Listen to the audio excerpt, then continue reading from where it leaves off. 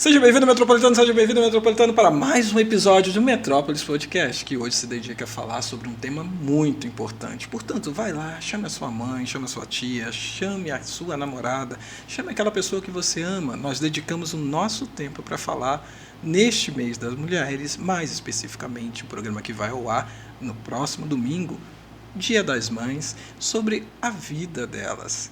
O dia a dia, o decorrer, as frustrações, os medos, as dúvidas das mulheres, principalmente aquelas que estão grávidas, ou já deram à luz, ou que estão com esse projeto a vir à luz. Nós estamos aqui com convidadas muitíssimo especiais. Cada uma vai trazer para vocês, que vai nos assistir até o final, com certeza, uma especificidade sobre o tema, de mulher para mulher, ou melhor, de mãe para mãe. Então, fique com a gente até o final. Com certeza tem muita coisa boa aí para vir. Queria também falar sobre uma notícia muito boa. Nós estamos hoje com um apoio sim, muito especial, tudo a ver com o tema.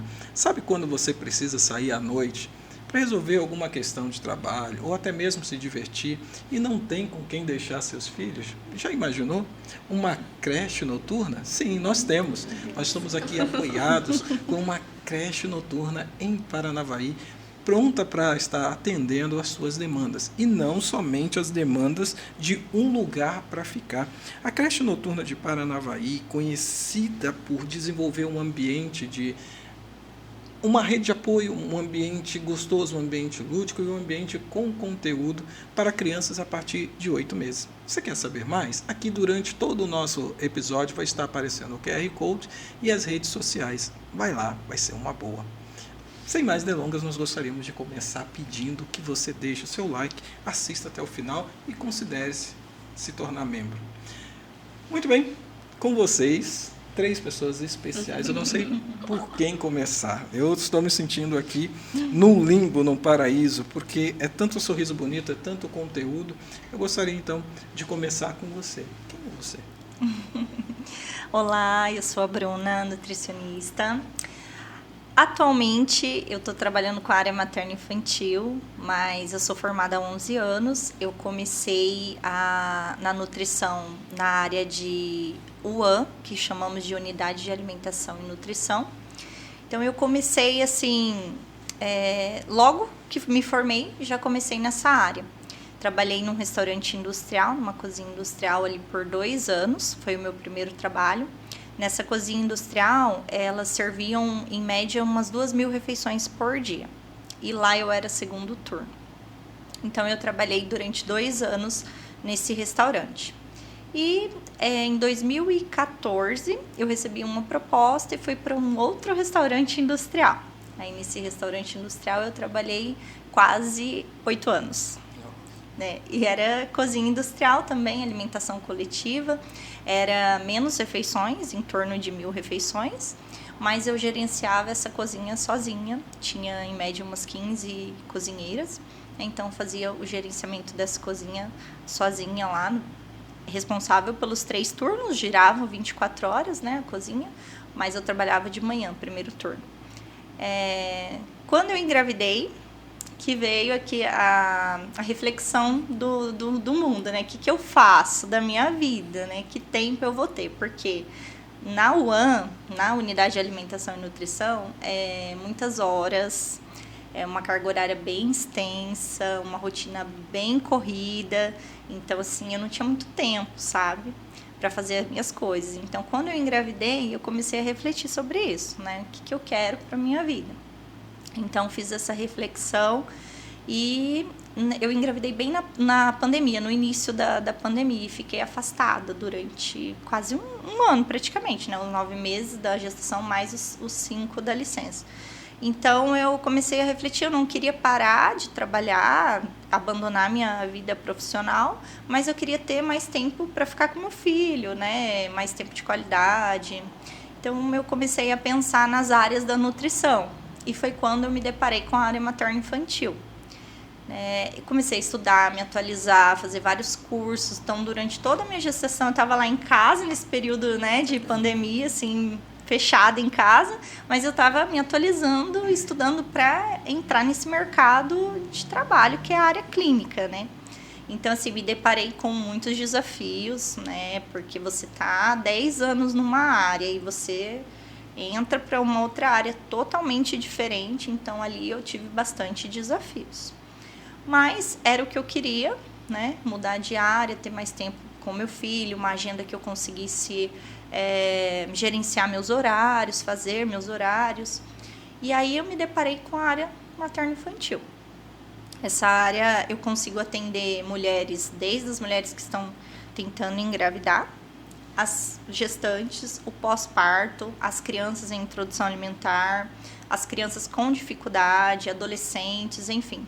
É uma área bem ampla, eu consigo pegar bem essa galera, ajudar bem essa galera em todos os aspectos e todas as fases dessa vida. Do meu lado direito, eu sempre falo direito para não errar o esquerdo, nós temos a Cíntia. Quem é você, Cíntia? Olá, eu sou a Cíntia, sou mãe, consultora de vendas, empreendedora, 1001 utilidades, né? Sou mãe especial, tenho um menininho de 5 anos, o amor da minha vida, onde desde a expectativa da gestação até o nascimento, de toda a nossa história, ele me despertou uma grande mulher que nem eu mesma conhecia. Então, o Lucas é um presente mesmo de Deus e eu tenho aprendido a cada dia como ser mãe, como ser mulher e como também ter uma saúde, uma boa saúde mental para poder estar cuidando dele, porque ele é uma criança que merece uma mãe extraordinária. E eu venho buscando isso todos os dias. Excelente. Não menos importante, doutora Natália, quem é você? Meu nome é Natália Boer, eu sou médica pediatra, sou formada em medicina na Uningá e fiz residência médica em pediatria aqui na Santa Casa de Paranavaí. Atualmente eu trabalho em consultório, que fica na Clínica Humanitar, e eu também trabalho pela Prefeitura Municipal, aqui de Paranavaí. Já fiz pronto atendimento infantil, já trabalhei em UTI e NEL, né? Mas atualmente estou nesses 2 serviços. E falar um pouquinho, né, como que eu escolhi a pediatria. E, na verdade, é como a pediatria me escolheu, né? No começo da faculdade, as pessoas sempre têm o costume de perguntar, né? O que você vai fazer, né, a hora que se formar, qual especialidade você vai seguir. E eu não sabia ainda o que eu ia escolher, né? Eu só tinha certeza que eu não ia fazer 2 especialidades. Eu falava, eu não sei o que eu quero, mas eu não vou fazer ortopedia nem pediatria. Né? E eu passei ali 4 anos da faculdade respondendo isso para as pessoas. E aí, no 5º e no 6º ano de medicina, é um período que a gente chama de internato, onde a gente vai pôr a mão na massa, vai saber como que é o dia a dia de cada especialidade, vai atender os pacientes. E aí, ao final de todas as especialidades que eu passei no 5º ano, eu parei para pensar, falei, não é que é a pediatria que me chamou a atenção e que tocou meu coração, que eu me identifiquei, né, com a rotina, com as crianças, em atender as famílias, em acolher as mães, em orientar. E aí eu fiquei com aquilo na cabeça, foi uma surpresa para mim, né, porque eu tinha certeza que eu não queria. E aí no 6º ano passei novamente por todas as especialidades e aí encerrei o curso e falei, é a pediatria mesmo que eu quero para minha vida. Né? E aí passei nas provas de residência, escolhi fazer aqui, né, em Paranavaí. E assim, tenho muitos objetivos profissionais ainda para realizar, né? Sou formada em pediatria há 3 anos, mas mesmo com pouco tempo posso dizer que eu sou extremamente realizada na minha profissão. Eu adoro atender as crianças e atender criança é assim, é uma esperança que a gente tem, né, em promover a saúde, fazer eles crescerem bem, a ter uma velhice mais saudável do que os idosos têm hoje, né, e a esperança de um mundo melhor, não só na saúde, mas como cidadão, né, como indivíduo mesmo. E como foi? A sua gestação foi antes, foi nesse período ou foi depois de formar? Está sendo agora. É? Então, isso que nós queríamos, né? Dentro deste episódio, é mais do que falar sobre profissões, mais do que falar sobre orientações, trazer mulheres de faixa etária diferente e de faixa etária de experiência com a gestação, com a mãe, o primeiro filho. Acho que todas vocês só têm um filho, não é isso? Eu tenho 2. Eu tenho 2, né? De faixa etária bem diferente, bem elástica. Mas, assim, trazer para a nossa audiência isso. Cada criança é um indivíduo, né? E, portanto, cada um deles merece a nossa atenção. E eu queria começar a colocar aqui, fora da nossa pauta, né, que assim é bem mais gostoso pegar de surpresa, eu queria que vocês definissem o que foi a gestação de cada uma de vocês, no período que foi, porque nós já sabemos que a sua foi no período da pandemia, e justamente nessa mudança quase que radical da profissão. Da profissão. No seu, você se apaixona por trabalhar com crianças, né? E engraçado, a pergunta vai ficar imensa, mas depois eu volto a ela. Engraçado é que eu já escutei alguns especialistas, alguns médicos dizendo o seguinte: pediatria não é comigo. Por quê? Porque eu preciso ouvir o que o paciente está sentindo. E a criança não vai conseguir me dar esse feedback, sabe? Tipo assim, né? A criança, ela vai ter que ser induzida, talvez, para dizer o que sente. Às vezes fala, eu tô com uma dor na cabeça, às vezes não é na cabeça, é no nariz, alguma coisa assim. E esse profissional, ele optou por não trabalhar com criança. E aí você falou, nossa, eu me apaixonei, né? E aí algumas pessoas também perguntam assim, mas ela se apaixonou pelas crianças por o fato de ser mãe, né?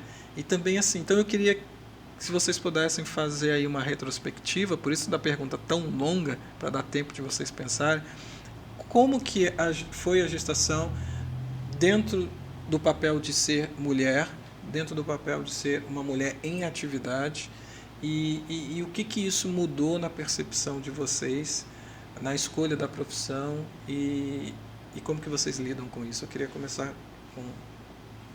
Eu tô de pouquinho, eu tô de 10 semanas, né? Então, assim, foi uma gestação planejada, me formei, montei consultório, tudo. E aí agora chegou o momento, né? Apesar de ser pediatra, eu também sou mulher, então eu tenho minhas dúvidas, eu tenho as minhas angústias, os meus medos. Então também para mim vai ser um desafio, né? Tô cuidando da minha saúde, fui na nutricionista, fui na Bruna, né? Sou paciente dela. Então, acho que vai ser um desafio para mim também, né? Eu vou ter as mesmas dúvidas, as mesmas angústias que as mães. Só que assim, eu faço parte do mundo da maternidade, né? Eu convivo com as mães praticamente 24 horas. Saio do consultório, mas estou ali no celular respondendo, né? Então, assim, essas coisas mais da área médica, cólica e tudo mais, eu acredito que vai ser um pouco mais tranquilo, né? Mas também vou me apavorar na primeira febre, né? Mãe é mãe, né? Não tem jeito, não importa se você é da área da saúde ou não é, acredito que vai ser um grande desafio. Mas esse vínculo 24 horas que você tem com as crianças são crianças dos pacientes, né? Que mesmo você tendo a ciência do que estudou, né? E tudo, eu gosto muito daquela foto que você está com um livro baseado, né, num livro, a pediatria baseada na ciência, né, comprovações. Isso te dá uma certa tranquilidade. Mas quem tem tranquilidade 3 horas da manhã com um filho, né, com filho febre, com cólica, chorando, sem saber, de novo, sem saber dizer o que está sentindo. E aí eu me reporto e tento me incluir aqui, que eu me lembro do meu primeiro filho, o Lorenzo, que hoje está com 19 para 20 anos, eu andava com ele pela sala.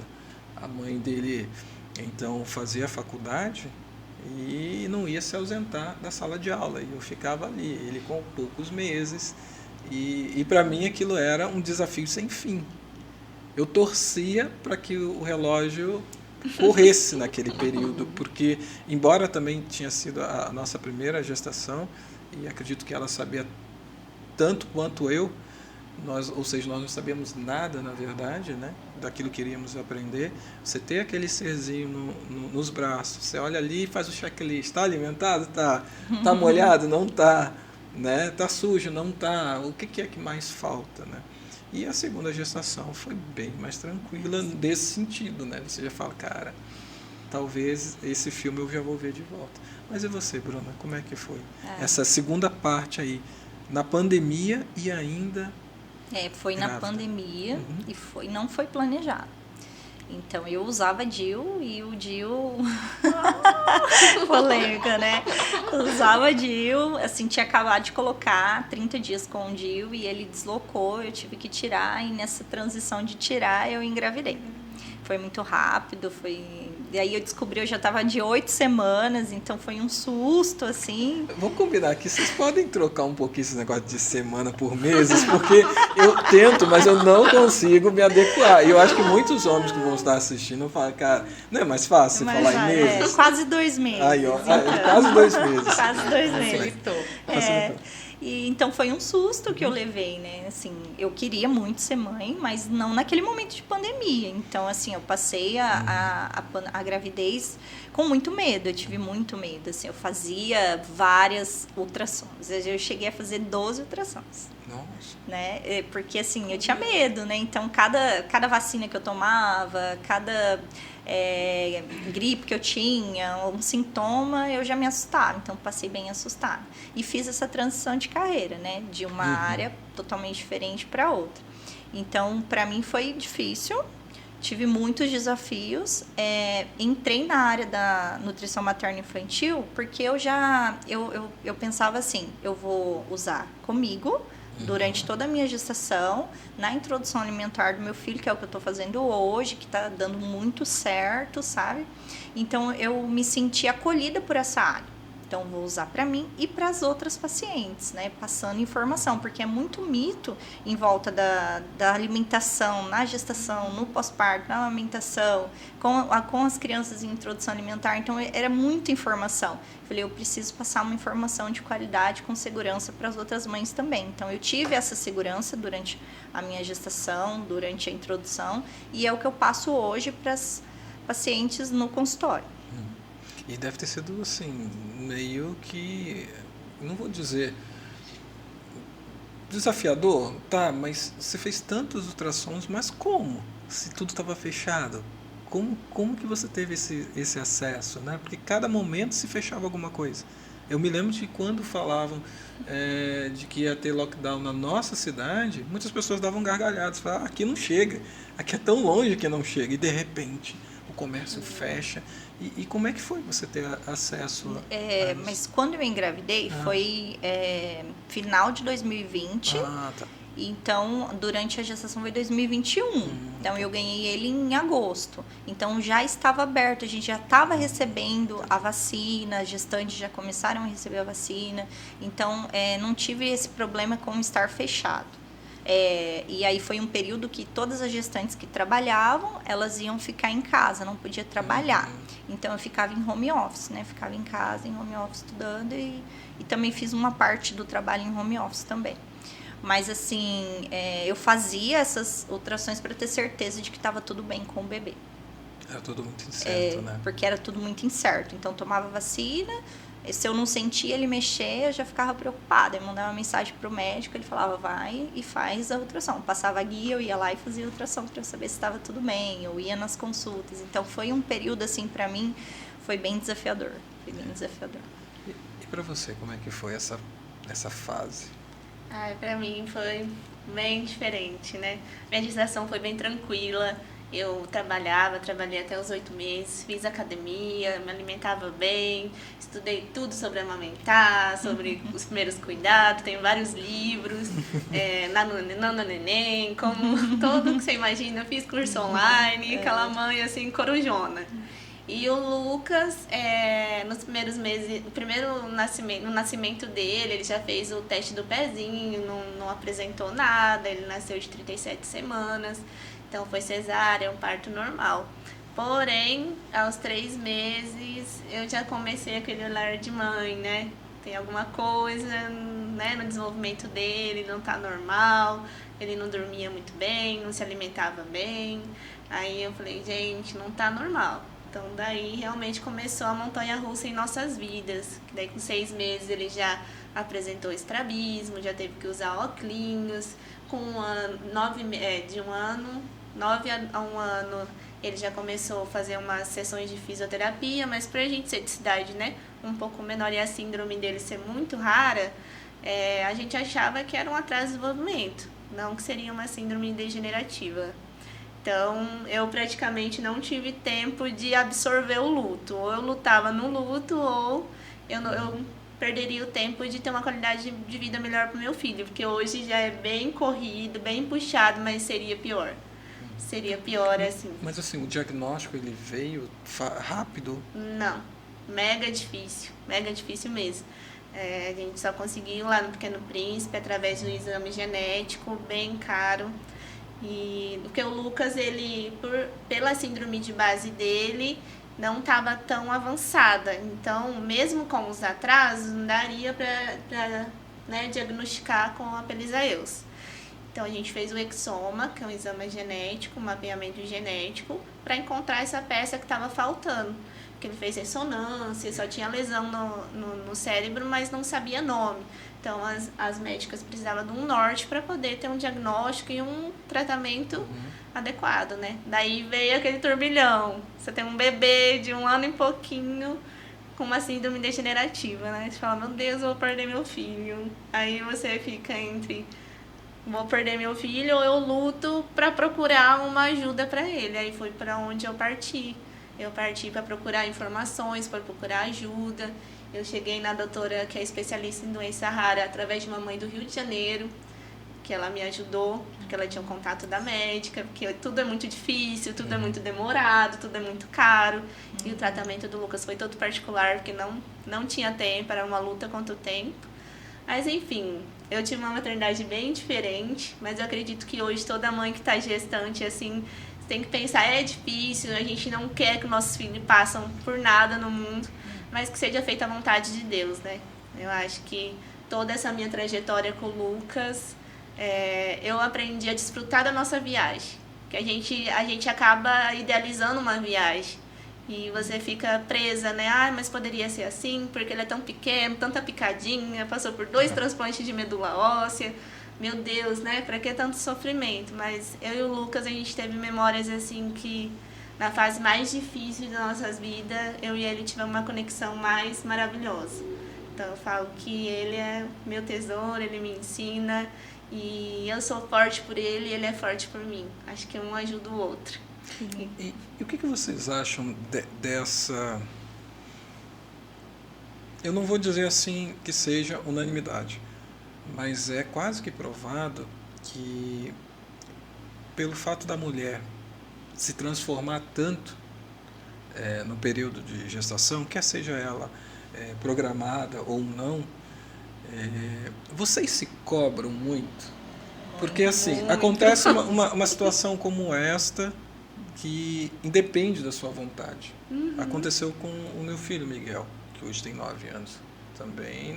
Acho que não tem espaço aqui para contar também, mas ele, com 2 dias nascido, a pediatra olhou e falou assim, olha, em tantos anos de profissão eu nunca vi isso, né? E ele também tem que ir para Curitiba, e vai de avião, quer dizer, vem um avião, um jatinho para buscar ele do hospital daqui, porque nem de ambulância podia ir. Quer dizer, aí você começa a olhar para dentro de você buscando uma culpa, né? Ou um motivo. Será que tem alguma coisa que eu fiz de errado? Será que eu descuidei daquilo, eu não vi? Por quê? Porque eu acredito que todos que estão se preparando para ser mãe ou pai sonha com a criança perfeita, né? Sim. Aquela que a gente vê em rede social que já nasce rindo. Em vez de você dar um tapinha para ela chorar, ela já nasce rindo. Tem um filme muito legal, né? Ali dos anos 80, 90, que olha quem está falando, que as crianças já falam, que tem o John Travolta e tudo mais. Então eles são super irônicos. A gente quer mais ou menos isso, né? E de repente a vida nos dá um desafio. E como que é lidar com esse período de incerteza, de culpa? Você já falou aqui que você estudava. Pelo seu lado também, acredito que tem que estudar. Você também já estava dentro de estudos e mais estudos, né? É normal, então, que a mãe, nesse período, ela quer consumir muita informação, é uma preocupação, e se essa preocupação, ela perpassa para o resto da vida. Porque não é só o nascimento é o começo. E aí eu quero entrar depois numa outra pergunta. Mas antes dessa, como que vocês lidam com essa situação? É minha culpa ou não é minha culpa? Fiz tudo que eu podia, né? Frustração, como que é? Começa por... por cá. Hoje eu tô... Vou dar um exemplo. Você está me escolhendo. Vou dar um exemplo de como eu senti culpa na minha gestação. Na minha gestação não, depois que meu filho nasceu. Com 8 dias de vida, ele teve muita cólica. Então, entrou nessa questão de alimentação versus cólica do bebê. Mas, por ter estudado e ser a minha área, eu sabia que não era da minha alimentação, né? Mas ele teve muita cólica, ele teve muita diarreia, e aí começou uma assadura que não curava. Então, eu fazia tudo que tinha que fazer, sabe? Estudei tudo desde como limpar um cocô de neném, como trocar, tudo, né? Então, eu tava fazendo tudo certinho e mesmo assim ele tinha essa alergia ali e não sarava. E aí, eu não enxergava o que estava acontecendo. Com 8 dias de vida, só me culpando, né? Só me culpando. Onde eu tô errando? Será que é a fralda? Será que eu tô esfregando muito forte? Será que é o sabonete que eu comprei? Será que é o jeito que eu tô fazendo? Tô demorando para trocar ele? Então, tudo isso passava pela minha cabeça, né? Aí, com 8 dias de vida, eu levei ele na pediatra. Hoje é a Natália, a pediatra dele, mas no começo não era. Aí eu levei nessa pediatra e aí ela falou assim pra mim, Bruna, o que você tá comendo? Aí eu fui falando pra ela o que eu tava comendo, né? Era pão, leite e tal, eu fui falando. Ela falou assim, eu acho que ele é alérgico. Eu tenho quase certeza que ele é alérgico ao leite. Então, você vai excluir da tua dieta leites e derivados, né? E eu gostava muito de consumir leite e derivados. Era iogurte, era queijo, né? Pão, leite, tudo no café da manhã, café da tarde. Então, isso eu estava machucando o intestino do meu filho sem saber que ele era alérgico, né? Então, quando ela falou isso pra mim, aí veio um estralo. Daí eu falei, não, então, peraí, se você acha, eu já vou cortar. Aí foi quando eu cortei tudo da minha dieta. E aí, a assadura começou a sarar. Mas mesmo assim, sarando, eu fiquei me culpando. Como eu, nutricionista, materno-infantil, como que eu não vi esse sintoma? Como que eu não enxerguei? E passou todo esse tempo para poder sarar, né? Então, desde a maternidade, já começou a assar. Porque ele já nasceu alérgico, né?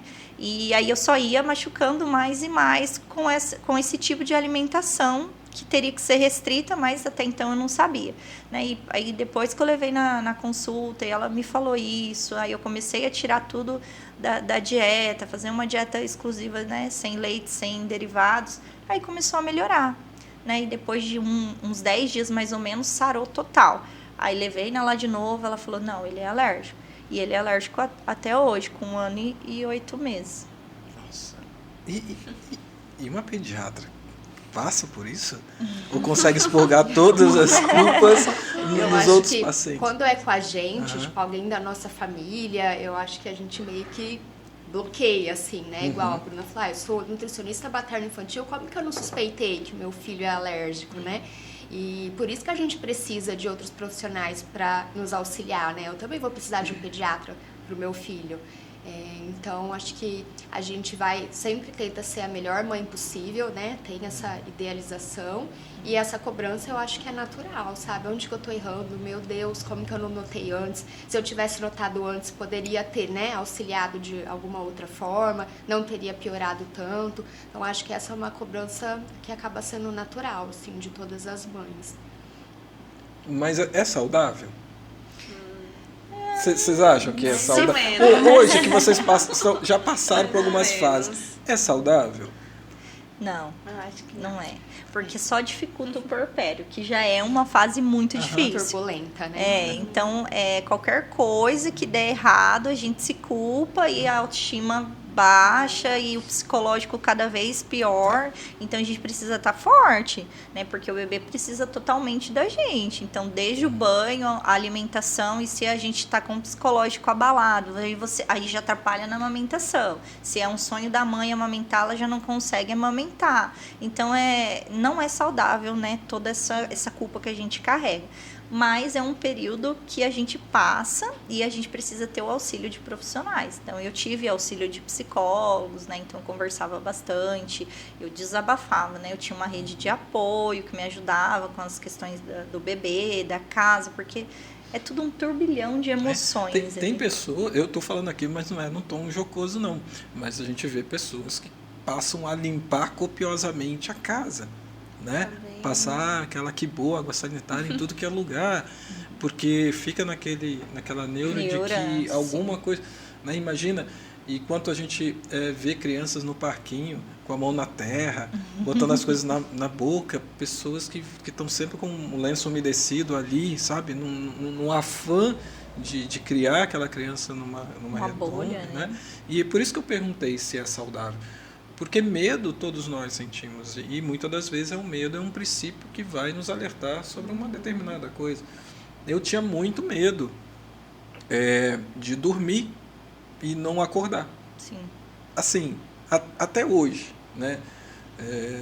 Meu filho, então, dorme comigo na casa, sou separado hoje em dia, e hoje em dia não, já tem 5 anos, né? Então já era para ter vencido isso, mas quando ele está comigo, não basta saber que eu tenho que acordar para levá-lo cedo à escola. Parece que é uma coisinha, uma luz que fica ali latente. Então, 2, 3 horas da manhã, eu acordo e olho para o relógio para ver se eu não vou errar a hora, sabe? Isso eu estou dizendo assim, uma coisa muito simples, né?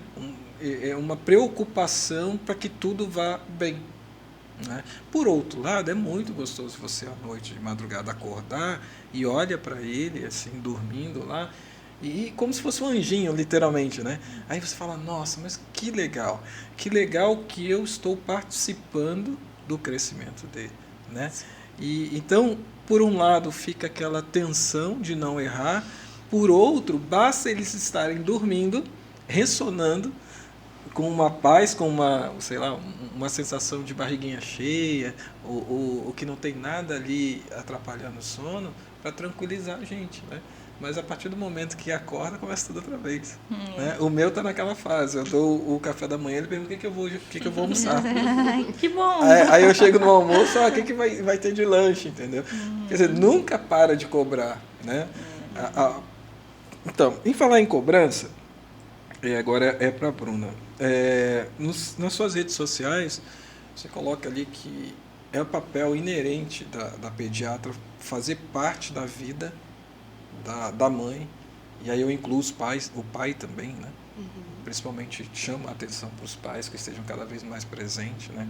Acho que toda mãe gosta disso, né? A mãe, eu acredito que não vá para a pediatra como se fosse para o shopping, ficar sabendo ali que bolsa que usa, ou qualquer que seja o adereço da moda, ela vai lá com alguma demanda. E é muito gostoso quando o pai consegue achar também na sua agenda do dia a dia, né? Porque também tem isso. Eu sempre fui profissional liberal, eu fazia os meus horários, então sempre estava e sempre estou, assim que posso, nas idas à consulta dos meninos. Mas tem pai que não consegue, né? E a mãe está sempre lá. E isso eu também achava muito estranho, porque quando eu acompanhava, a mãe do meu filho não podia ir naquela sessão e eu ia, a médica olhava assim, como se diz, eu chegava junto com ele e olhava, cadê a mãe? Aí uma vez eu brinquei com ela, falei assim, eu tô aqui. Ela, sim, pai, mas assim, esperando, cadê a mãe? Sabe? Aquilo, em alguma medida, me diminuía. Entende? Assim que eu falei, não, mas basta que eu esteja aqui, porque a senhora falando comigo pode ter certeza que vai passar para a mãe, exatamente. Então, um reveza o outro, né? Então, cria-se também aquela redoma. Gestação é só para a mãe, e não é. Né? A gestação tende ali a família toda a participar, até porque tudo muda, né? O ânimo muda, a rotina muda, a aceitação muda. E aonde que entra essa figura da pediatra? A pediatra ela deve ser procurada só depois que nasce a criança? Antes, como que vocês gostam de começar a participar da vida de uma criança? Muita gente não sabe, mas os pediatras eles fazem a consulta pediátrica pré-natal, que é uma consulta que a gente orienta as gestantes a fazerem no 3º trimestre da gestação. E é uma consulta que eu adoro fazer. Então, a gente vai falar sobre os primeiros cuidados com o bebê, sobre a amamentação, nós vamos tirar as dúvidas. Então, é uma consulta assim, bem completa. Vamos falar sobre assistência em sala de parto, sobre quais são os testes que vão ser feitos na maternidade. Então, isso deixa a mulher mais segura, né, para receber aquele bebê, para chegar até o hospital, para ganhar os seu bebê, seja de parto normal, parto cesárea. Então isso dá uma segurança maior, né, para ela. E também já vai criando um vínculo com o pediatra da escolha dela, né? Então já vai conhecer, já vai tirar todas as suas dúvidas, já pode deixar a consulta agendada, né? Primeira consulta do recém-nascido a gente orienta a fazer entre 7 e 10 dias de vida. Então já é um momento muito legal de ter esse primeiro contato com o pediatra, então antes do nascimento do bebê. E assim, essa parte dos pais, eu vejo que atualmente está mudando um pouco, né? A paternidade também está muito em alta. Então, assim, eu recebo muitos casais, tipo, vem a mãe, vem o pai junto, eles participam da consulta, eles tiram as dúvidas também. Às vezes recebo também as crianças que vêm somente com o pai, né? E eles sabem tudo, eles sabem o que as crianças estão tomando de medicação, eles sabem quais são as rotinas, como que é o sono. Então você vê que eles são realmente pais, né? Que não são coadjuvantes ali, eles realmente exercem a função de pai. E eu acho que isso está cada vez mais em alta, né? Eles estão cada vez mais participativos. Isso E é super gostoso, importante. eu posso falar como pai, é gostoso você entender, sabe? Porque é algo seu também, né? Às vezes a gente não está tirando aqui da mulher a primazia. A mulher tem a gestação, o corpo dela muda, né? Mas é tão gostoso quando eu até brinco até hoje, né? O meu mais velho está com 1,90 m e pouquinho. O mais novo está crescendo a cada dia. A pessoa fala, olha que bonito. Eu falo, fui eu que fiz também. De fato, sabe? Não é o fato de você não ter carregado na sua barriga que diminui, mas de você falar, eu estive presente em todas as fases, né? É um privilégio. E eu conheço também pessoas que, quando ouvem isso, ficam a pensar assim, estou falando de homens, né? Puxa, eu perdi isso. Hoje ele já está grande, né? Ele já faz outra coisa. E realmente eu torço para que a nossa sociedade cada vez mais permita ao homem a ter esse privilégio de acompanhar, né? Com tempo, com informação, né? Porque dizer que hoje, isso é coisa de mãe, isso é coisa de pai, já não cabe mais. Pai não é rede de apoio, pai é pai, né? Pai. Então só não amamenta, de resto faz tudo. Faz tudo. Então quer dizer que a parte do acompanhamento, da escolha da pediatra, ela é fundamental que seja feita antes até, né? Para que aí não tenha que pegar o bonde andando, vamos dizer assim. E aquele exame do pezinho? Você já tinha falado aqui, né? Quão importante é esse exame do pezinho? Né? Porque eu me lembro muito vagamente que tinha que ir lá, é como se tirar uma xerox do pé, né? O que representa isso para a continuidade de esclarecimento, se a criança tem alguma deficiência, se a criança tem alguma doença? O que é o exame do pezinho? O teste do pezinho, ele é um teste que ele é realizado ainda na maternidade, após as 48 horas de vida da criança, né? E ele detecta 8 doenças congênitas do bebê.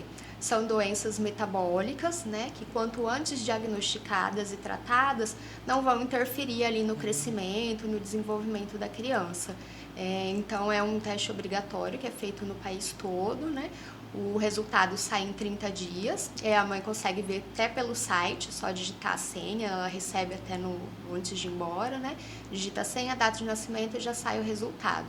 E aqui no Paraná, a FEP, que é a responsável pelos testes do pezinho, eles são assim muito corretos. Então, quando tem alteração, eles já ligam para a mãe, já agendam consulta em Curitiba, o acompanhamento é todo feito pelo SUS e é todo completo. Então, eles são assim bem certinhos. Legal. E também veio a calhar dizer que a medicina ela evoluiu muito, né? Não é que aquelas doenças não existiam, é que foram estudadas e hoje vocês, quando se formam, tem especialista de especialista de especialista, cada vez mais estão surgindo. E aí eu fico a pensar, e aquelas famílias que não tinham isso, né? Vocês são mães, cada uma de um filho, né? E aquelas mulheres que têm 2, 3, 4, 6, dava tempo, você como pediatra, dá tempo de se estudar cada criança, cada acompanhamento? É até interessante a gente falar isso, porque hoje, por exemplo, dar um exemplo só do autismo, né? Antes a gente ia diagnosticar a criança com autismo com 4 anos. Hoje não, com o acompanhamento, com o acesso que as mães têm aos serviços de saúde, a partir de 1 ano a gente já começa a notar alguns sinais, né? E isso só tem benefícios para a criança, porque começa as terapias mais cedo, então evita que ela tenha prejuízos a longo prazo, né? Então acho que a facilidade que elas estão tendo aos serviços de saúde tem beneficiado as crianças nesse sentido, de diagnosticar precocemente não só o autismo, como qualquer outra alteração, né, de crescimento ou de neurodesenvolvimento. E nunca se falou tanto sobre isso, né? Hoje você faz uma pequena pesquisa no Google, você vê ali uma enxurrada de informações. Isso também, em certo sentido, não atrapalha um pouco? Já que a gente falou agora há pouco tempo que as mães ficam tão ansiosas por ler. Já aconteceu isso, de uma mãe chegar no seu consultório e falar, eu acho que ele tem isso e que tem aquilo outro. Como é que vocês lidam com isso, com esse achismo? É muita informação, né, que elas têm acesso. Eu acho que isso traz mais benefícios do que malefícios, né? Mas aí a gente tem que avaliar certinho, orientar, tranquilizar essa mãe. Nem toda dor de cabeça é meningite, nem todo atraso de fala é autismo. Então a gente tem que avaliar a criança como um todo, né? Ver todas as características, ver desde como foi o pré-natal até o desenvolvimento, se teve atraso, se não teve, para poder direcionar certinho. Porque às vezes elas vêm com um diagnóstico pronto já, porque leu e acha que é, né? Ou que já passou em outro colega. Ou que já passou em outro colega. E que colega, é uma segunda opinião, né? Isso acontece bastante. Nossa. E vocês não acham que a gente está ficando cada vez mais ansioso? Sim. Né? À medida que parecia ser assim, quando você não tinha muita informação, não tinha por que duvidar muito. Né? Eu me lembro que quando eu estudava, o que o professor falava, estava falado. Se eu quisesse divergir, eu ia estudar tanto quanto ele, né? Mas em biblioteca. Hoje, às vezes, um profissional fala uma coisa, a pessoa ali mesmo abre o Google, mas aqui está dizendo que não pode ser aquilo outro, né? Então, ao mesmo tempo que a gente está avançando na literatura, no conhecimento, parece que as pessoas ainda continuam querendo ter uma última palavra, né? Eu acho. Em falar em eu acho, tem uma pergunta muito interessante aqui. O que eu acho de mitos e verdades sobre a alimentação, Bruna? Na gestação. Vamos começar aí desse ponto, na gestação. O que pode e o que não pode para a futura mamãe comer? Uma coisa assim, álcool. Vamos começar pelos que não pode, o que né? Não pode? Álcool, zero tolerância para álcool. Refrigerantes, açúcar, farinha branca em excesso, né? Não é ideal. Comer carne mal passada, ovo com a gema mole, peixe cru, alimentos industrializados. Grava uma frase: desembrulhe menos e descasque mais. O que a gestante pode comer? Comida de verdade. Então, arroz, feijão, carnes, legumes, frutas, verduras. Então, ela pode comer comida de verdade e evitar esses outros alimentos. Basicamente é isso. O café é mito ou verdade? Olha, que o café deveria ser evitado? Sim, é verdade. Deveria ser evitado porque contém a cafeína, né? Então, assim, uma dose segura seria até umas 2 xícaras por dia.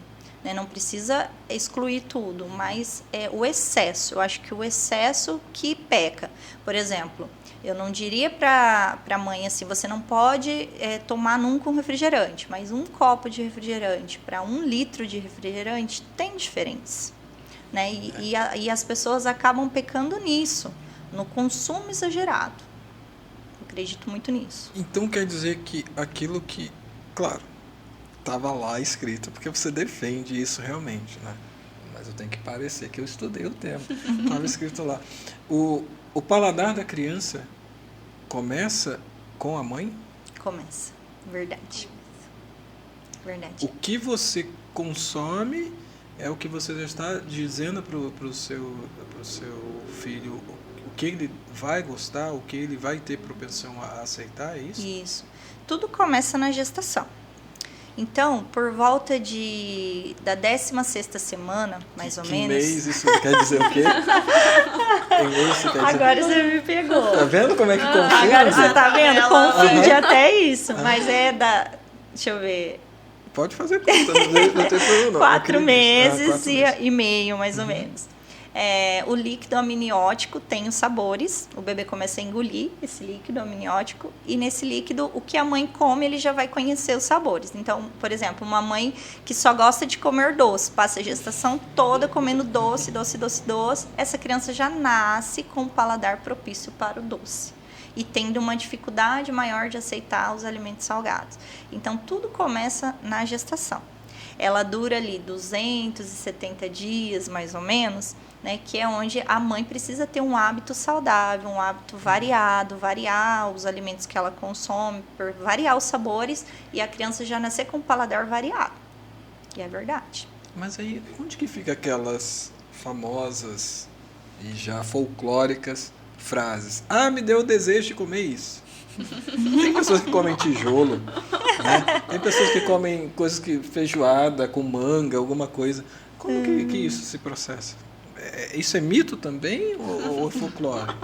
Essas perversões assim de apetite, coisa muito absurda, tipo tijolo, assim, parede, a gente sempre tem que pensar em alguma deficiência nutricional, né? Deficiência de ferro, anemia.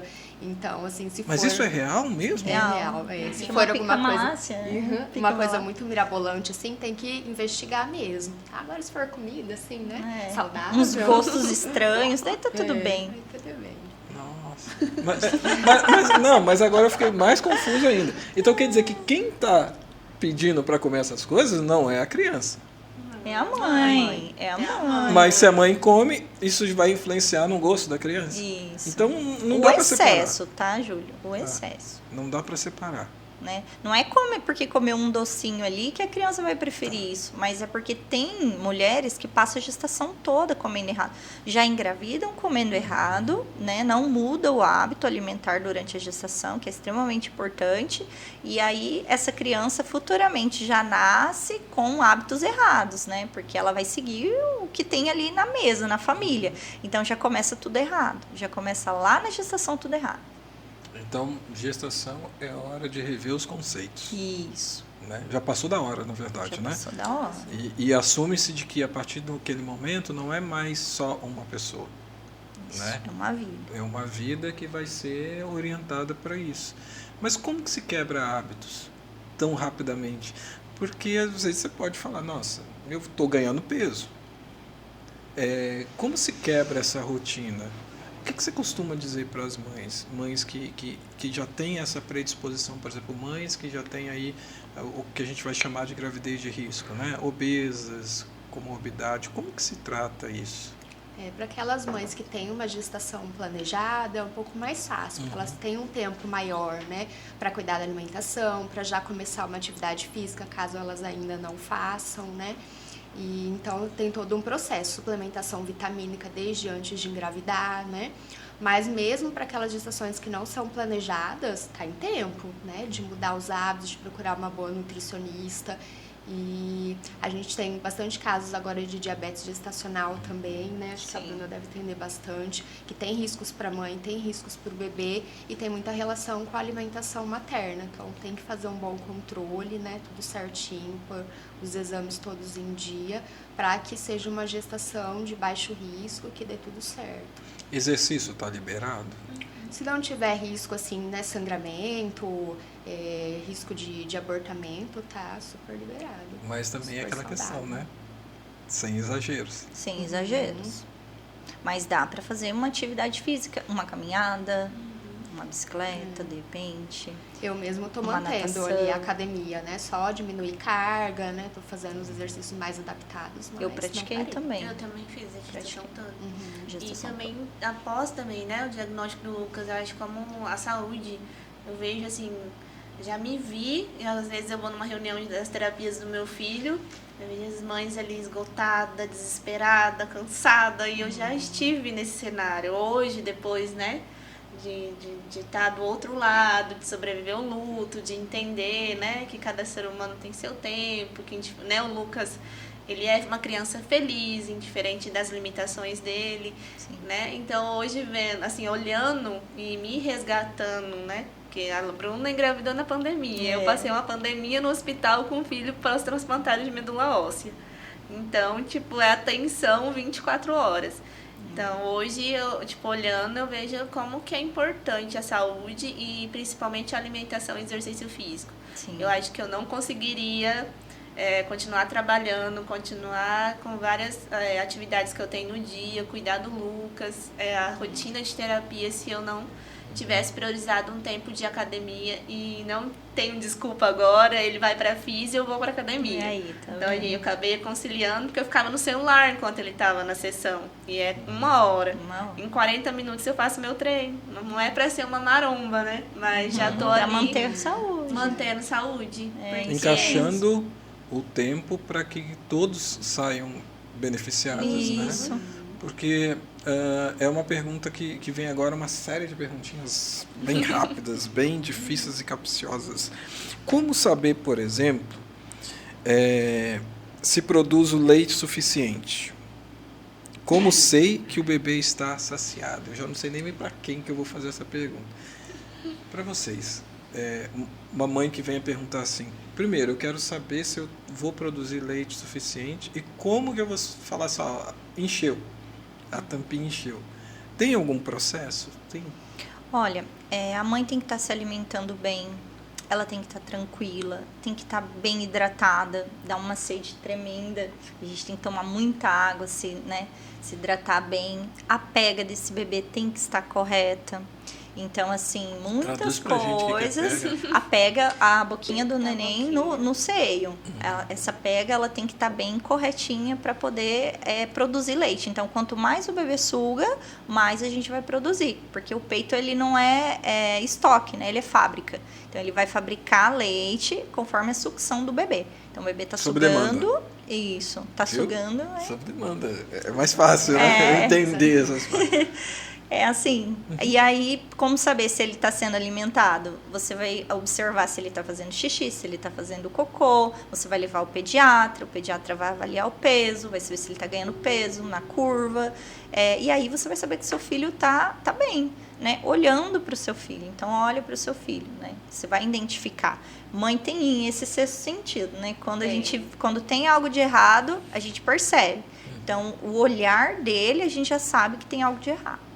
Né? Então, essa questão do leite, eu creio muito nisso. E tem que ter muita informação e confiança, porque vai chegar as pessoas ali e vai falar assim, seu bebê está chorando muito, seu leite é fraco, seu leite não está sustentando. Então, a mãe que se prepara, que estuda, que entende sobre a amamentação, ela amamenta o seu filho tranquilamente. E é suficiente nesse período? Em que período só o leite é suficiente? Até o 6º mês. Exclusivo, né?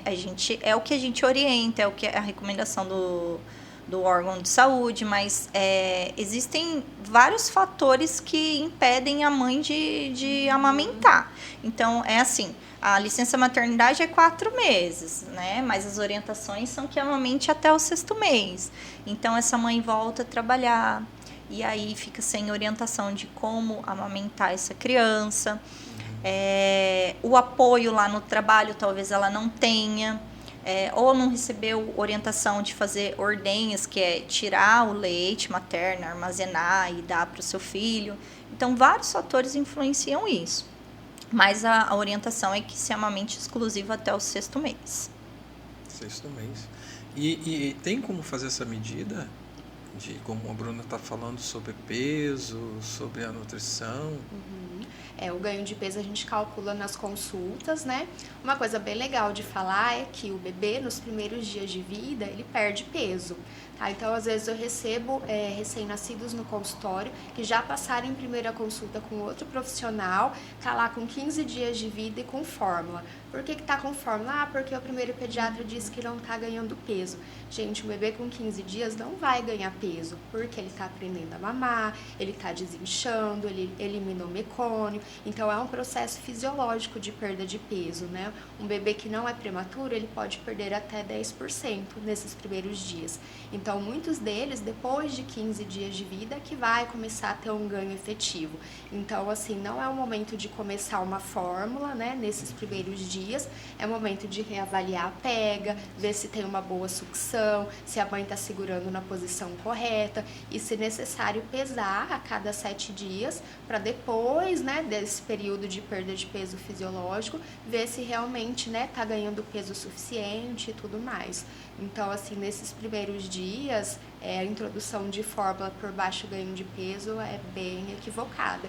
E, às vezes, acaba favorecendo o desmame precoce, né? Porque aí a criança pode fazer confusão de bico, que daí a mãe oferece a fórmula na mamadeira, que aí é mais fácil de sair o leite, o bebê não quer mais pegar o peito, então vira, assim, uma confusão, né?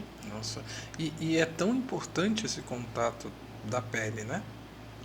Da mãe. Não é só receber a alimentação, mas ele deve se sentir acolhido, né? O momento dele, esse contato materno ali. E para aquelas mães que não têm leite, o que faz? Qual é a orientação? Aí, nesses casos, a gente tem as fórmulas infantis, né? Então, mães que não podem amamentar por algum motivo, né? Ou portadoras de HIV, ou que tem alguma cirurgia mamária, que tiveram câncer de mama. Aí, nesses casos, a gente utiliza a fórmula, né? Então, não leite de vaca, não. Só a fórmula, né? Que é o que vai ter os nutrientes.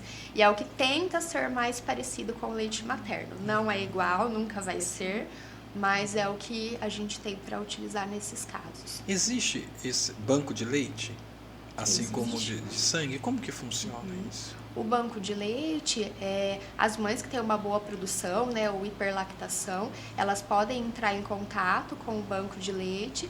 As meninas que trabalham lá oferecem todo o auxílio, orientam a ordenha, fornecem os frasquinhos para a mãe fazer a coleta e vão até a casa para coletar esse leite.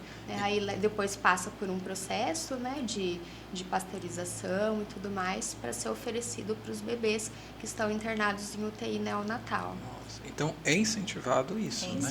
Assim como você está ali cheio de carinho, cheio de sensibilidade, você também pode ajudar outros tão pequenos, né? E como que funciona essa... Aí eu vou passar dos 6 meses. Como que funciona essa polêmica? Que eu já vi tantas vezes falar, mas você já está com 2 anos, você continua amamentando. Ah, sim. Eu sei que tudo tem um exagero, mas o que acarreta isso? Quem pode responder? Assim, o aleitamento materno é orientado até os 2 anos de idade, né? Só que o que eu percebo? Que não é bem visto pela sociedade, até por próprias mulheres. O meu tem 1 ano e 8 meses e eu ainda amamento. E o que eu mais escuto é isso. Nossa, ainda tá no peito? Quanto tempo vai ficar no peito? Mas por que ele tá mamando no peito ainda? Mesmo que ele vai pra creche, ele estuda e tal, e eu levo a fórmula para ele. Por ele ser alérgico, ele tem uma fórmula específica para ele. Ele também toma a fórmula, mas em casa, quando eu estou com ele é amamentado. Então, eu acho que é falta de informação, né? Até as pessoas perguntam, mas ainda sai leite? E aí é aquela história que a gente tem que falar. Quanto mais o bebê suga, mais leite eu vou produzir. Então, eu vou produzir leite até depois de 2 anos se ele continuar mamando em mim. Entende? Mas eu acho que a sociedade não vê isso com bons olhos. Não vê, não precisa, seu leite é fraco, é muito mito. Eu acho que falta mais informação. Mais apoio, falar mais sobre isso, incentivar a amamentação. Não é algo fácil. Não foi fácil para mim no início. Eu tive rachaduras no peito, doía bastante. Mastite eu não tive, mas que é tipo engurgitamento das mamas. Eu não tive, graças a Deus, não tive isso. Mas eu tive rachadura nos 2 seios, então assim, sangrava. Eu amamentava sangrando. Mas era uma coisa que eu queria muito, né? É o melhor alimento do mundo, tá dentro de mim, eu posso oferecer para o meu filho, então eu fiz o maior esforço do mundo para acontecer isso. É claro que tem mães que vão optar por não, e tá tudo bem, né? Existem as fórmulas para isso, mas a gente precisa ter mais apoio, sabe? Falar assim, nossa, que legal, você tá amamentando seu filho, 2 anos amamentando, que bacana, que bom, parabéns. Você escolheu esse caminho. Você escolheu e isso, é muito, muito legal. Isso deve fazer bem também pro emocional. Nossa, um monte, né? Eu já tive bastante dificuldade. O Lucas já tinha uma fraqueza muscular. E aí eu fui dormir depois que ele teve 2 anos. Porque eu tinha que acordar, aí eu tirava com a bombinha, né, eu dava o peito e ainda dava na chuquinha o leite do peito. E doava, hein? E doava. Eu doei. Então, quanto eu pude, mesmo chegando no serviço, eu tirava, então praticamente foi bem exaustante. E ele sempre foi magrinho, então eu sempre ouvi, né? Ele é, né, porque é muito magrinho, não tá sustentando, mas eu não parei, não. Eu continuei. Aí até quando eu voltei a trabalhar, só quando ele quis parar mesmo, com 1 ano e pouquinho, daí ele já não quis mais. Mas mesmo Perfeito. com a dificuldade da fraqueza muscular dele, eu conseguia manter a fórmula e o leite do peito. Tá vendo? E como a doutora acabou de falar, é normal que perca peso. E é totalmente fisiológico. Não é? Há crianças com mais massa, com menos, então culpar a mãe de ter um alimento que é tão natural, de ser É o fraco, melhor alimento do mundo. é um crime. Né? Emocionalmente falando, você vai estar colocando ali coisas que a mulher que está propensa a isso, né? É uma fase de tantas descobertas, fora que ela já tem que solucionar os problemas do dia a dia, ainda levar essa peixe de que não tem alimento suficiente. Qual mãe vai ficar feliz de dizer, meu alimento é insuficiente? Sim. Em falar em alimento suficiente, nessa fase da amamentação, o que se deve evitar? Para as lactantes, Isso. evitar comidas gordurosas, evitar os industrializados. Você fala na questão também de cólicas para o bebê? Isso. Entra também. Olha, o que a gente orienta? Café, chás, refrigerantes, esses alimentos contêm a cafeína e irritam a mucosa intestinal mesmo, né? Então, o excesso desses alimentos deve ser evitado nesse período de lactação. Excessos, tá? Alimentos industrializados, embutidos, então salsicha, salame, presunto, essas coisas ricas em sódio, todos esses alimentos devem ser evitados. E quanto mais saudável for a sua alimentação, mais qualidade vai ter esse leite. E apesar de que mesmo uma mãe que não se alimenta bem, o leite ainda continua sendo o melhor alimento, né? Então, se você tem uma alimentação saudável, balanceada, é melhor ainda, que daí você vai estar passando todos os nutrientes ali para o seu bebê. E fomentando o gosto seleto Isso, dele e formando o paladar dele. Para poder fazer. Tá. Isso. E a dentição? Alface. Me lembrei aqui. Exatamente essa, alface. Ó, a dentição dos bebês, elas começam a partir dos 6 meses de idade, tá? Tem bebês que chegam a 1 ano e ainda não tem dentinho, e tá tudo bem, às vezes nasce depois de 1 aninho, tá? E tem aqueles que adiantam um pouquinho e antes dos 6 meses já surge, então varia bastante, tá? Geralmente nasce os 2 de baixo primeiro, depois os 2 de cima, né? E é importante falar que altera bastante o padrão de sono, o bebê fica mais irritado, dorme pior, às vezes reduz um pouco a mamada, não quer comer direito, mas as mães têm que lembrar que é uma coisa natural, é fisiológico, os dentinhos vão nascer em algum momento. E nem por isso precisa ficar medicando, dando analgésico, né? Então, assim, mordedorzinho gelado, coisinhas assim mais naturais, frutinha gelada, o peitolé, né? Que é o picolé de leite materno. Então, meu coisas tempo não assim. tinha. Coisas assim para dar um alívio, né? Mas orientar essa mãe que é uma coisa natural, né? E que vai acontecer, são vários dentinhos que tem para nascer. E é uma fase, assim como todas as outras fases da vida do bebê. O rompimento da gengiva, isso aí me traz tantas lembranças. Nossa. Né? E você falou do analgésico, né? Esse afã de querer tirar aquele sofrimento da criança, o pediatra ele deve ser consultado de quanto em quanto tempo? Porque essas coisas às vezes acontecem de uma hora para outra. Vocês sabem a fase certinha. Mas quando a gente está cuidando de uma fase, entra outra. Né? Como assim não medicar? Porque tudo vem à mente da gente, dá 3 gotinhas disso, não, tantas gotinhas disso. O porquê não se deve fazer? Hoje a gente está atualmente, assim, tudo a gente quer medicar, né? Só que as mães precisam entender que o remédio também tem efeito colateral, tem açúcar, tem corante. Então, não é só o benefício ali da medicação, a gente tem que olhar tudo ali por trás, né? Então, assim, não é, porque picou um pernilongo que você tem que passar uma pomada de corticoide na criança. Não precisa. Ele tá bem, não tá coçando, ela vai sumir em alguns dias, né?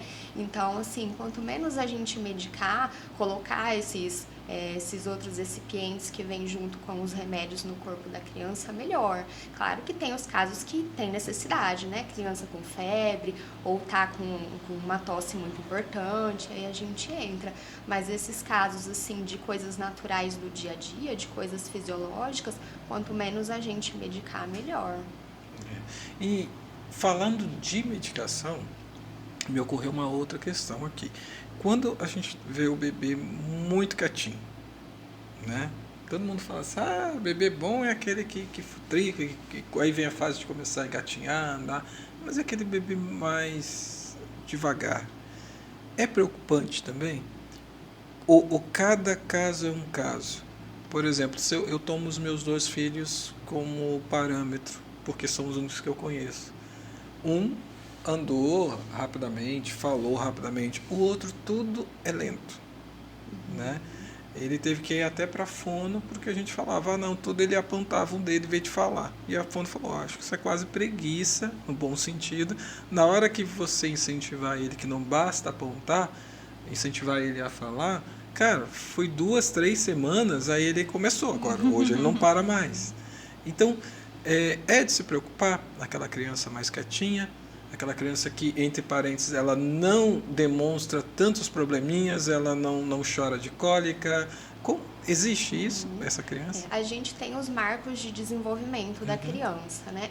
Então, a criança vai sustentar a cabeça ali entre 2 e 3 meses, ela vai começar a sentar com apoio aos 6 meses, vai engatinhar ali perto de 9 meses. Então, são alguns marcos. Claro que tem crianças que vão adiantar um pouco e outras que vão atrasar.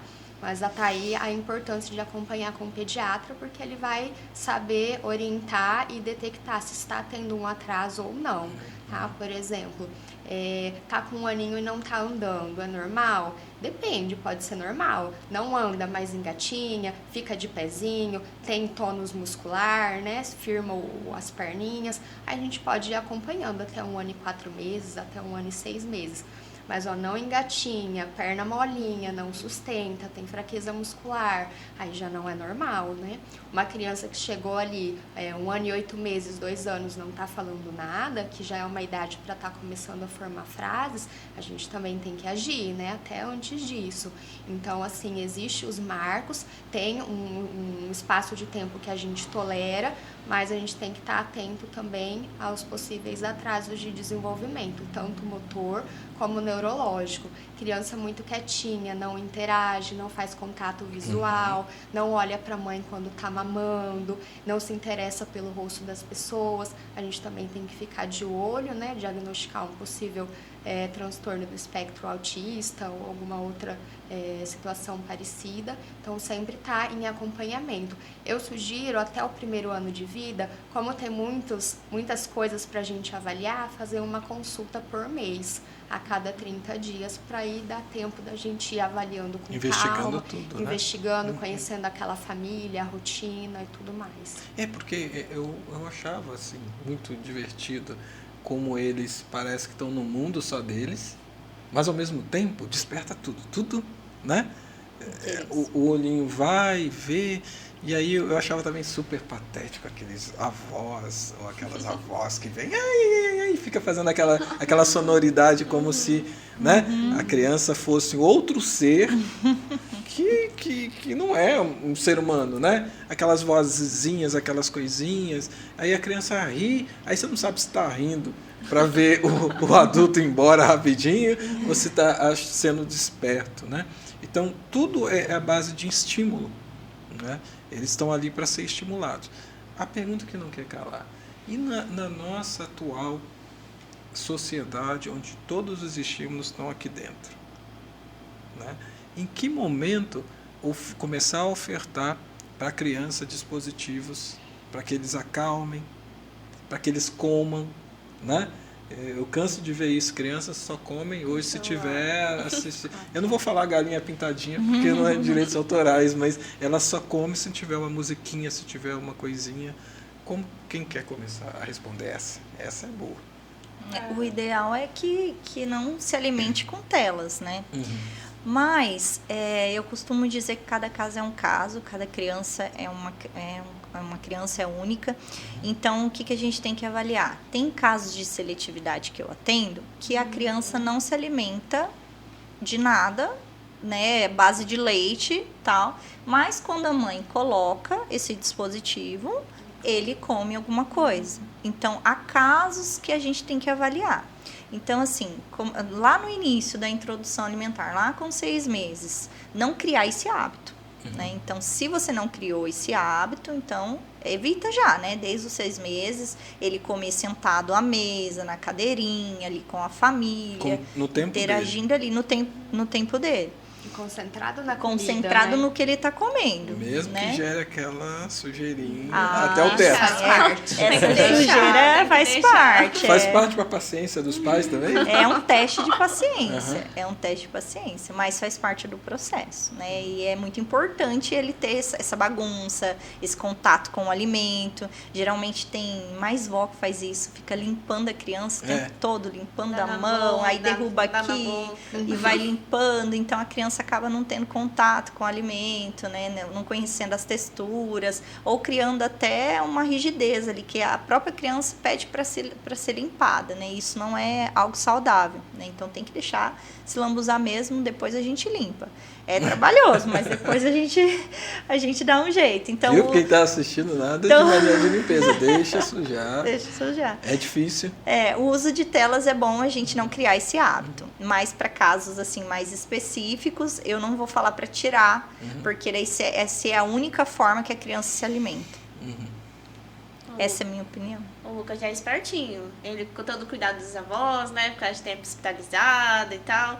Ele come com a mãozinha, mas quando ele vê as avós assim, ele já quer que dá na boca. Que é a mordomia. É bem espertinho nessa parte. Mas é normal isso do ser humano? Ele querer ser, não vou dizer o centro das atenções, mas a gente sabe que uma criança recém-nascida, ela acaba se tornando o centro das atenções. A rotina tem que mudar de um lar, né? Afinal de contas, ela não pode ser ignorada. Ela está ali tentando manter uma linguagem não verbal, né? E muitas vezes ela fala de diversas formas. Mas em que momento a criança ela já começa a usar aquilo em benefício próprio? Né? De manipulação, de querer chamar atenção para si. Como que vocês enxergam isso, esses limites? Agora, é claro que a gente está falando para as mães, né? Especificamente falando assim, como saber que a criança não está, não é bem manipulando, mas querendo toda a atenção, e está na hora de você dar na boca, está na hora dela mesmo pegar. Como que se faz essa transição? No caso dos recém-nascidos, não existe essa parte de malícia, essa é uma parte de neurodesenvolvimento que vai começar ali depois de 10 anos de idade.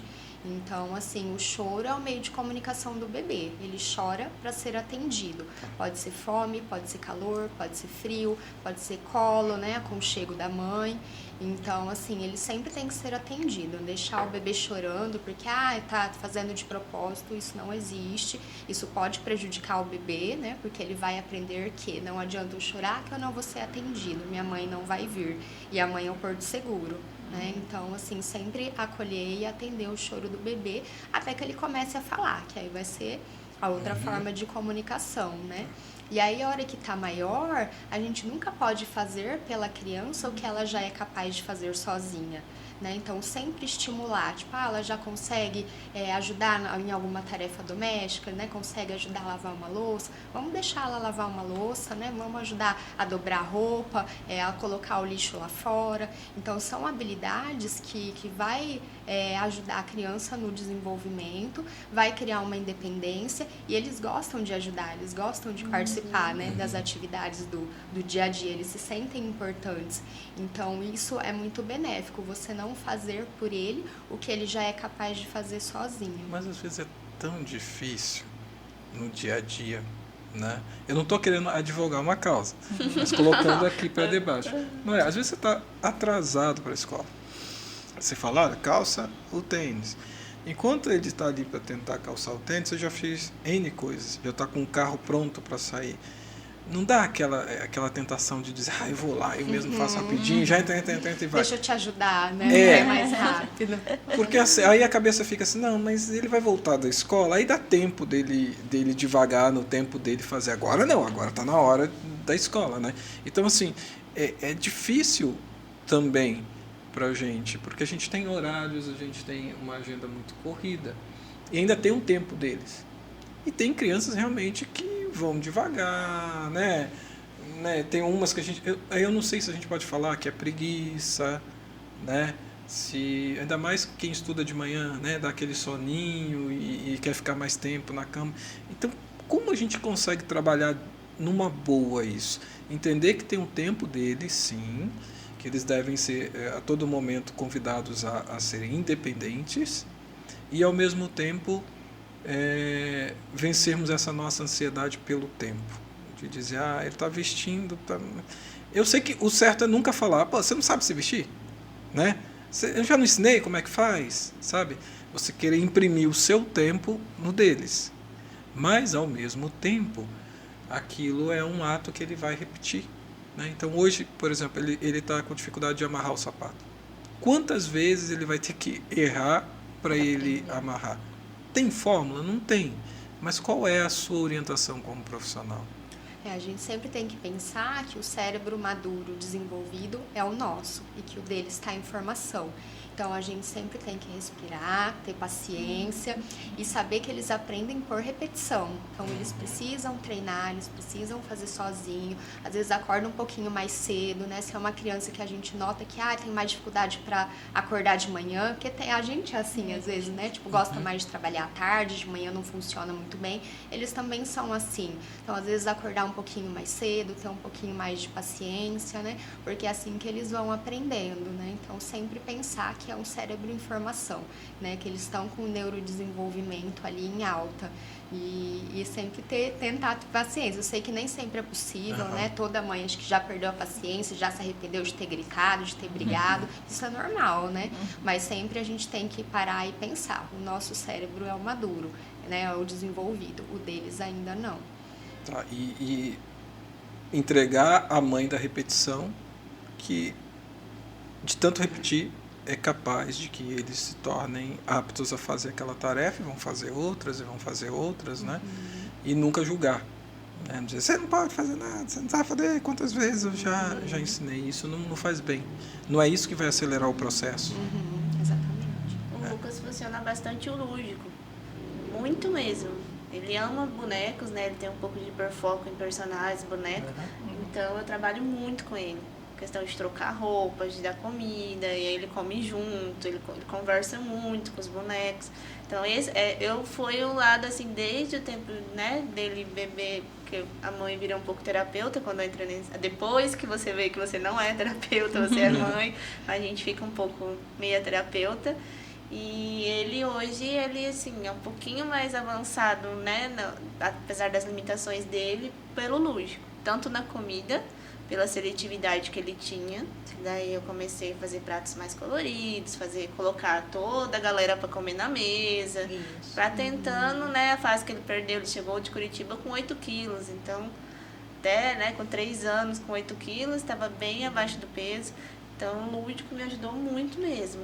O lúdico que você fala é aquilo, falar sozinho, interagir. Criar uma assim, história. É o mundo das crianças, né?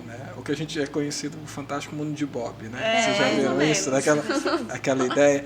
É importante isso por quê? Porque a forma deles estarem repetindo as informações, vocês veem dessa forma, por exemplo, as meninas que gostam muito disso, né? De brincar de casinha, de panelinha, essas coisas, elas estão ali tentando reproduzir o que a mãe faz, né? No dia a dia, como você falou, as crianças gostam de ajudar, né? É o tempo deles na brincadeira fazendo aquilo. Isso.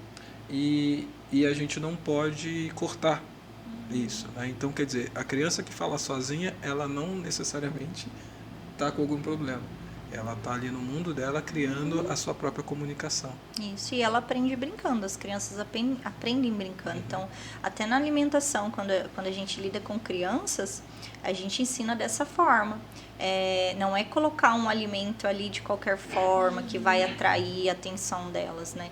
Então, tem que trazer um brinquedo que eles gostam, mudar a forma de preparo. Às vezes, uma fruta que ele não está aceitando, mas você faz um formatinho diferente, uma estrelinha, um coraçãozinho, alguma coisa que a criança, que estimule o interesse da criança, ela consegue comer aquele alimento, né? Então, trabalhar com crianças é assim, entrar no mundo lúdico deles. Eu vou fazer sempre um paralelo aqui do meu mundo, né? Vocês são especialistas nisso. Mas vocês já repararam quando você vai em um determinado shopping e lá você vê os pratos que são oferecidos, aqueles hambúrgueres. Nunca você vai conseguir um hambúrguer daquele no seu prato. A carne é metodicamente colocada, o picles, até o picles, que eu não gosto, tá? Mas até o picles parece ser apetitoso. Por quê? Porque tudo Visual. é o visual. Isso funciona também com a criança, independentemente da faixa etária. Então, quer dizer, não é perda de tempo você colocar coisas coloridas, desenhos, não é perda de tempo. Isso aí é você fazer o reforço, porque se você não... Estímulo. O estímulo. Aí o que eu estou tentando entender é, se você se antecipa ao que a mídia vai querer vender para ele de saudável. Por exemplo, entre comer um arroz, um feijão, uma beterraba, um alface, é mais saudável do que ir lá e pedir o sanduíche, pedir o lanche pronto. Então, se você não fez a sua parte de mostrar que aquilo é bonito, que aquilo é saudável, uma propaganda vem e mostra o contrário. E mostra o contrário, exatamente. Não é? Até as embalagens, o que a gente vê hoje, encontra nos mercados, as embalagens são de personagens infantil, tudo para atrair a criança. E por que a gente não pode fazer isso com os alimentos saudáveis dentro de casa? E não precisa ser algo muito elaborado, não. A gente consegue fazer uma gracinha ali com pouca coisa, né? E isso tudo vai despertar o interesse na criança, porque a indústria já usa isso. Né? Já usa o personagem que a criança gosta, o que passa nos desenhos, e acaba ali consumindo aquele alimento, às vezes nem porque ele quer aquilo, mas porque tem um personagem na capa que é o que ele gosta. Então, trazer isso para os alimentos saudáveis. Eu acredito muito na importância disso. Isso é muito importante. Eu fazia até Peppa Pig de omelete. Você não tem noção. Aí, eu comprei a tá forminha. Até a Peppa Pig era de omelete. E ele amava. Isso, é muito legal. Eu estou fazendo uma viagem no tempo aqui, porque no meu tempo eu olhava lá, tudo que tinha Capitão América eu queria. E era um suquinho ruim, sabe? Sem gosto, mas você ia lá pelo mas pelo hoje personagem. uma horta, né? Colocar as crianças na horta, no caso dos avós. A natureza ajuda muito também, né? Ter o contato, que às vezes fica tão fechado, tão ali guardadinho.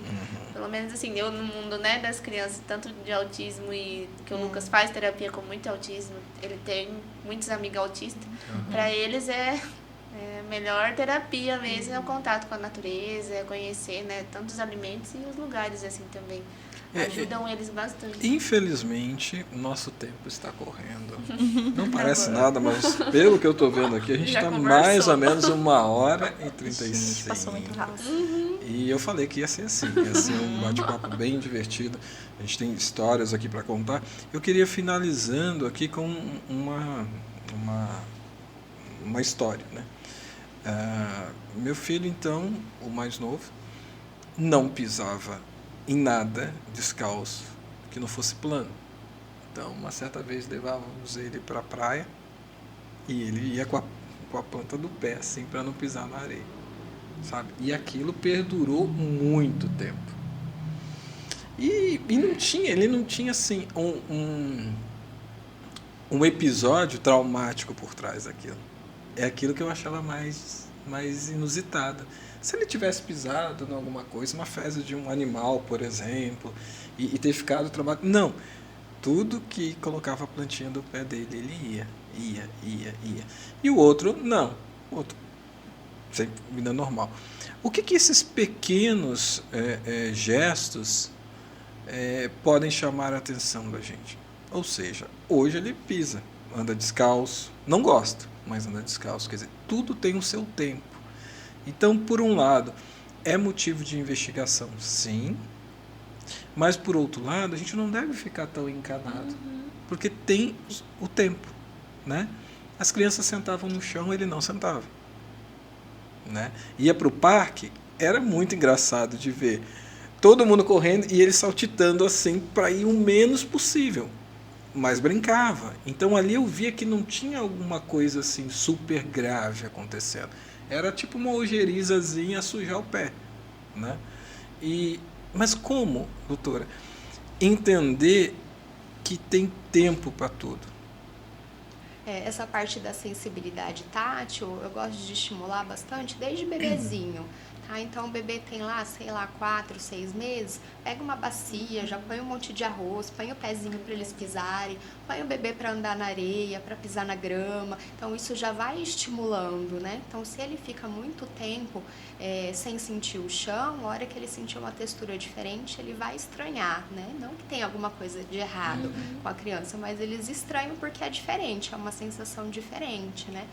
Mas caso tenha uma sensibilidade tátil, uma seletividade alimentar, pouco contato visual, algum movimento repetitivo, estereotipias, caso tenha outros sintomas ou sinais associados, aí a gente tem que investigar, né, possíveis alterações de neurodesenvolvimento, mas tem muitas crianças que têm só sensibilidade, que é o caso do seu filho, e que melhora com o tempo, né, conforme vai sendo estimulado, conforme vai pisando em diversas superfícies, isso vai melhorando. E o tempo é de cada um. E o tempo de cada um, né? Lembrando que daí os